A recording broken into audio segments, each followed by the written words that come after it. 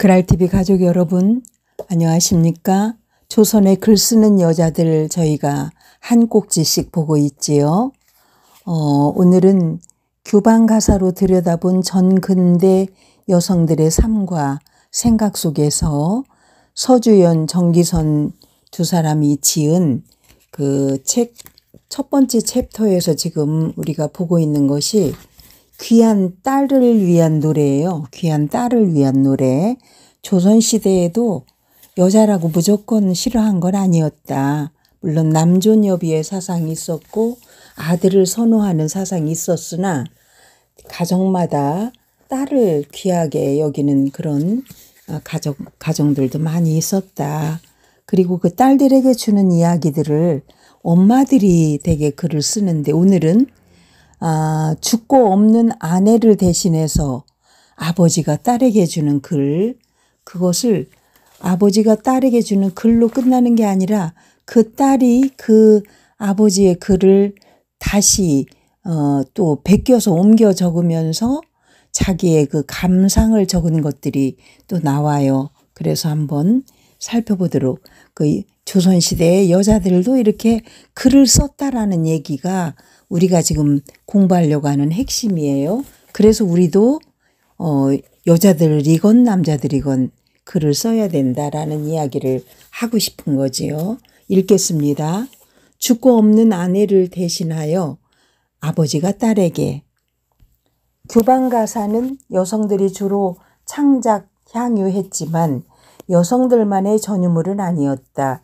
특히 시집가는 딸을 위한 계녀가의 경우 어머니가 써주는 것이 일반적이지만 어머니가 죽고 없을 때에는 아버지가 대신하기도 했다.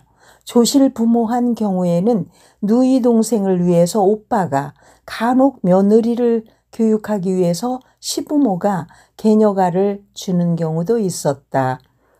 부모가 구존하더라도 할머니가 주는 경우도 드물게 있었다. 여기에서는 아버지가 어머니를 대신해 딸에게 써준 교녀가를 통해 이들 부녀에게 어떠한 일이 있었는지, 또 아버지는 딸에게 어떤 사람이었는지 사연을 읽어보도록 하겠다. 교녀가는 1916년에 필사된 교녀가라는 책에 수록되어 있다. 원래 이 가사집은 풍산유시 하회마을 화경당에서 소장하고 있었는데 최근 해당 문중에서 한국국학진흥원에 기탁했다. 원소장처인 화경당은 하회마을 북쪽에 자리 잡고 있어 북촌댁이라고도 불린다. 서해 류성룡의 7대손인 류사촌이 분가하여 작은 초가를 건립하고 8대손인 학서 류이좌가 집안의 가훈인 화로서, 화목할 화자, 어버이를 섬기면 효가 되고 받들을 경이죠. 경으로서 임금을 섬기면 충이 된다는 가르침을 따라 화경당이라고 이름을 지었다. 이 가사집에는 가사의 작자와 필사자의 관계, 필사자가 이 가사를 필사하게 된 경위 등을 적은 필사기가 함께 전해지고 있다. 현존하는 대부분의 규방가사의 전승과 유통 경로를 잘 알 수 없다는 점에서 이 가사집은 여러모로 특별한 자료라고 할 수 있다. 교녀가의 창작과 전승 경로에 관한 정보를 담은 필사기는 작품 말미에 다음과 같이 적고 있다.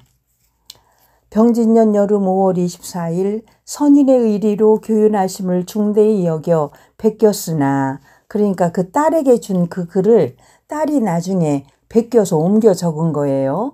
거기에 써 있는 글을 지금 읽는 거예요.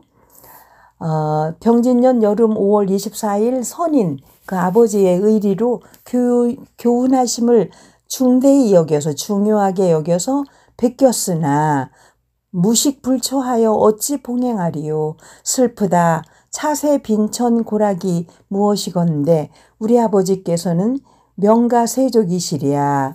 팔순향년 동안 무관으로 풍상고락이 몇 겹이시던가 끝없이 푸른 하늘이 박지 아니하고 시운이 불행하여 아버지의 학문과 재주가 경행에서 뛰어나건만 공명에 힘쓰기를 그만두시고 재주가 있으시나 운이 없어 원통하구나. 극한 고통에 금옥 같은 핏줄을 천추만대에 전하지 못하시고 유유히 느끼심을 그 사이에 생각한 것이 오래되었다. 중략.